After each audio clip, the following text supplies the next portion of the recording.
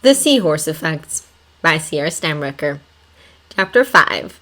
That crazy, insane idea.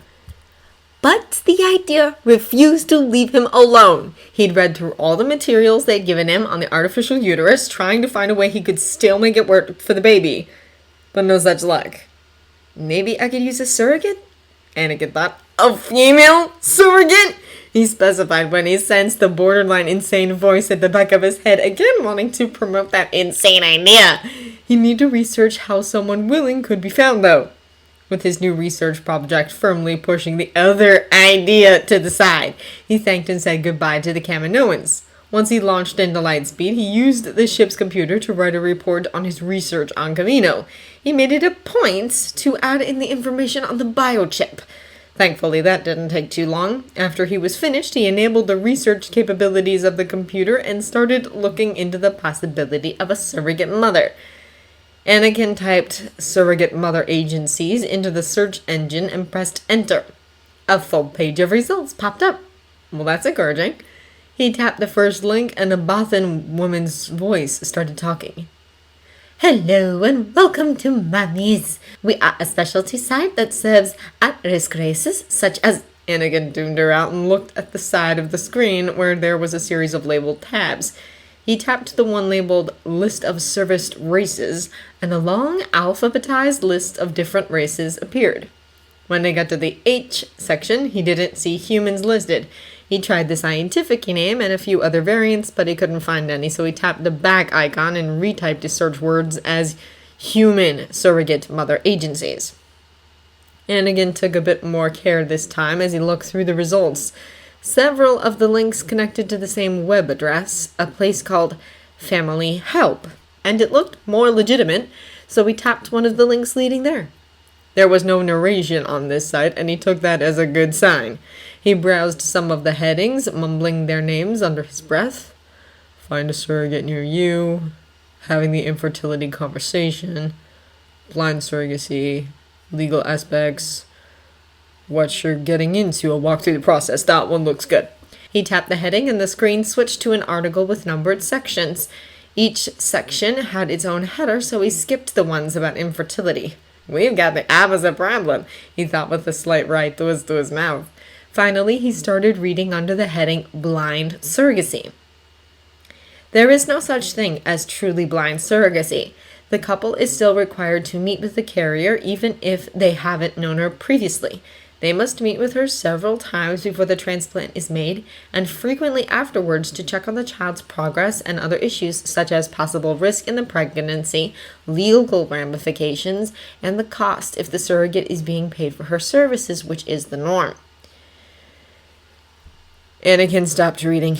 Seeing Padme with Obi-Wan and supposedly stopping by to visit a good friend was fine, but if anyone saw them going near an organization for those meetings, the game would be up. She'd lose her place in the Senate and he'd be expelled from the Order. More importantly, they would be separated and he would never get to see his child or Padme again. Could I go through unofficial channels? He wondered for a moment, but discarded the idea. He was not about to trust his baby to some black market organization, even if there was probably less paperwork involved, and that still ran the risk of someone seeing them. Anakin wanted to lash out. There was nothing he could do. He put his head in his hands. He was out of options. Not quite, that mad but persistent voice offered. There is someone you and Padme trust who will give you away and will take good care of the baby. They'll protect it with their life.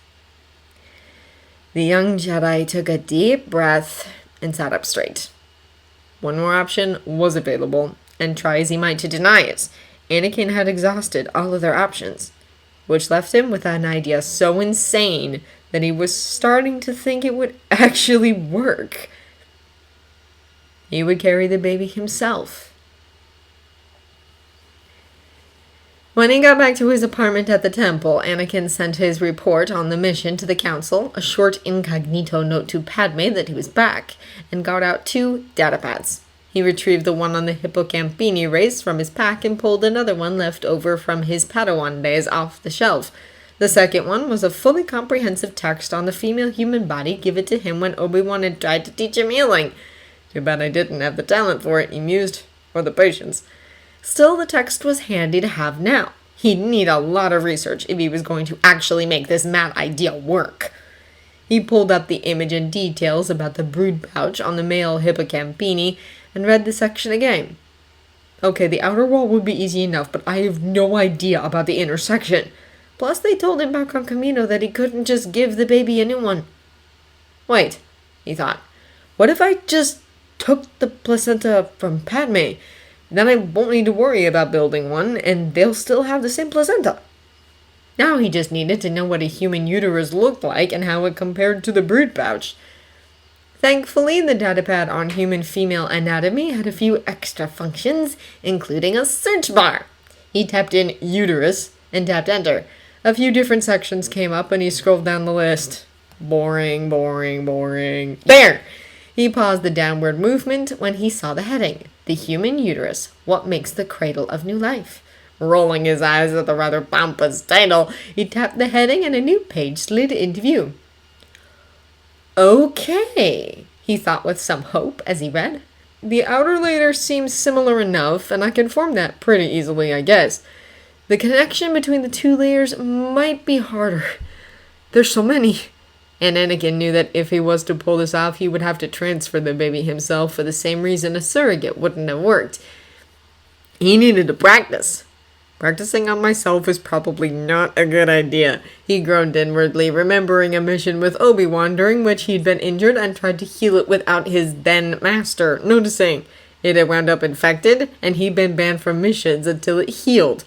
Now, he needed to practice where there would be someone to help if he messed up and show him the right way to do it. Quickly, he put away the two datapads and walked over to his personal terminal on the desk in his meager bedroom. Let's see what missions are open. He clicked onto the mission board for knights and hit the Training Missions tab. It was something the council had installed to help knights keep learning since they didn't have a master to teach them anymore. A knight could choose a mission that focused on a skill they wanted to learn or improve, and the master or masters, also assigned, would teach the knight as the mission went on. Anakin had gone on one or two before, picking missions that improved his combat skills, but he looked for a different type of mission now. Okay, hospital. Wait, that one was a field hospital. He tapped the mission labeled Medic Needed in Field Hospital and read the details. It looked like they needed someone who wanted to learn intense, immediate healing for wounds, who was also a good fighter in case the hospital came under fire. It was rather close to several areas of conflict in the war, so that was pretty likely. There were 3 masters working there, all with very good combat skills and exceptional healing ability. It wouldn't look strange if I snagged this mission, Anakin thought, looking at this course of action from an outside point of view. I've always studied combat, so Yoda and the rest would probably assume that's what I'm doing. Besides, he'd just finished a pretty boring mission. It wouldn't surprise anyone that he wanted to run headfirst into a potentially dangerous situation. He decided to take the mission. Anakin sent a request to be assigned to the mission and went to the mess hall to grab some dinner.